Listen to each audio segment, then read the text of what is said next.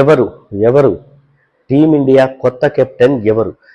గత కొన్ని రోజులుగా ఇదే ప్రశ్న అందరినీ వేధిస్తోంది.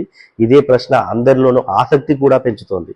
ఎందుకంటే మనం చూసాము గత వారం, అంతకు ముందు వారం విరాట్ కోహ్లీ టెస్టులకు రిటైర్మెంట్ ప్రకటించాడు. అంతకుముందు రోహిత్ శర్మ టెస్టులకు రిటైర్మెంట్ ప్రకటించాడు. దీంతో టెస్ట్ టీంకి కెప్టెన్ని ఎంపిక చేసే బాధ్యత సెలక్షన్ టీం పైన పడింది, సెలక్షన్ కమిటీ పైన పడింది. మరి హెడ్ కోచ్ గౌతమ్ గంభీర్ కూడా పర్టికులర్గా ఒకరిద్దరి పేర్లను ప్రస్తావించినట్టు, వాళ్ళని మాత్రమే కెప్టెన్సీ అప్పజెప్పే యోచనలో ఉన్నట్టు కూడా మనము వార్తలు చూసాము, రకరకాల వార్తలు.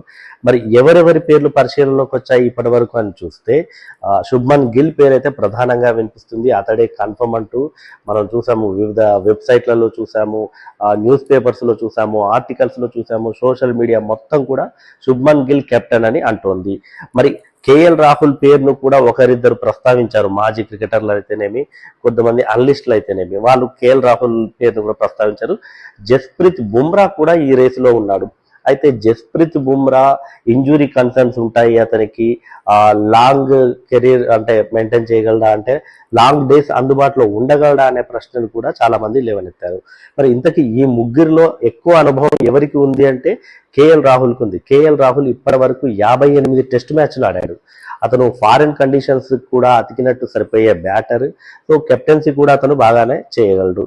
మరి 58 మ్యాచ్లు ఆడిన కేఎల్ రాహుల్ని కాదని కేవలం అంటే 32 మ్యాచ్లు ఆడాడు శుభ్మన్ గిల్. టెస్టుల్లో 32 మ్యాచ్లు ఆడాడు ఇప్పటివరకు. జస్ప్రీత్ బుమ్రా 45 మ్యాచెస్ ఆడాడు. మరి ఈ ముగ్గురిలో ఏ ప్రాతిపదికన ఎవరిని తీసుకుంటారంటే, ఒక టీంకి యంగ్ కెప్టెన్ ఉండాలి అన్న దృక్పథంతోనైతే ఖచ్చితంగా శుభ్మన్ గిల్కే అవకాశాలు వచ్చేటట్టున్నాయి. మరి ఇందులో ఏమైనా ట్విస్ట్ ఉంటుందా? చివరిలో ఏమైనా ట్విస్ట్ ఉండి ఏదైనా కొత్త పేరును తెర మీదకి తీసుకొస్తారా? లేదంటే ఆ స్క్వాడ్ని అనౌన్స్ చేసేటప్పుడు ఆ స్క్వాడ్లో పాత కాపులు ఎవరైనా తీసుకొస్తారా? పాత కాపుల్ని మనం చూసాము, చటేశ్వర్ పుజారా పేరు కూడా కొద్దిమంది చెబుతున్నారు. అజింక్య రహానే పేరును కూడా ఇంకొద్దిమంది చెప్తున్నారు. విచిత్రంగా అంటే అతను ఒక గొప్ప బ్యాటర్ కాదనట్లేదు. ఇంగ్లాండ్లో అతనికి అంతకుముందు సెంచరీ కూడా ఉంది అజింక్య రహానేకి. మరి వీటన్నిటిని పరిగణలోకి తీసుకొని వీళ్ళని ఏమైనా సెలెక్ట్ చేస్తారా? ఇంకా కరుణ్ నాయర్ పేరు కూడా పరిశీలనలోకి ఉంది. ఏది స్క్వాడ్లోకి తీసుకునే విషయంలో సాయి సుదర్శన్ ని కూడా ఎంపిక చేసే అవకాశం ఉంది. ఆల్రెడీ ఇండియా ఏ జట్టులో సాయి సుదర్శన్ కూడా ఉన్నాడు. మరి వీటన్నిటికి మించి అన్నిటికంటే బాగా మనకి టెన్షన్ పెట్టి ఇంట్రెస్టింగ్ అనిపించేది మాత్రము టెస్ట్ కెప్టెన్ ఎవరు అని. మరి టెస్ట్ కెప్టెన్సీ ఎవరికి అప్పచెప్తారని మీరు అనుకుంటున్నారో కింద కామెంట్స్ లో తెలియజేయండి. ఎలాగో మనకు మే 24 సాయంత్రం 6 గంటల వరకు అయితే ఇది ఖచ్చితంగా అనౌన్స్మెంట్ అనేది మనకు ఉంటుంది.